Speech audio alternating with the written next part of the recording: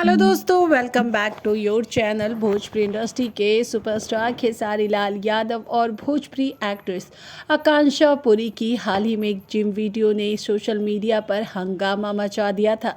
लेकिन अब एक बार फिर से यहां पर आकांक्षा पुरी और खेसारी लाल यादव की तस्वीर ने सोशल मीडिया पर सबका अटेंशन अपनी ओर खींचा है। जी हाँ, एक्ट्रेस आकांक्षा पुरी भोजपुरी इंडस्ट्री में काफ़ी ज़्यादा धूम मचा रही है और खेसारी लाल यादव के साथ उनकी जोड़ी काफ़ी हिट मानी जा रही है। फिलहाल खेसारी लाल यादव के साथ फिल्माया गया उनका म्यूज़िक वीडियो लटक जाइवा सोशल मीडिया पर खूब वायरल हुआ और इसी के साथ ही साथ अब इस बार खेसारी लाल यादव और आकांक्षा पुरी की जो तस्वीर वायरल हुई है वो थोड़ी रोमांटिक है और काफ़ी ज़्यादा खूबसूरत है, जो कि इसमें खेसारी लाल यादव और आकांक्षा की जोड़ी काफ़ी ज़्यादा अच्छी लग रही है।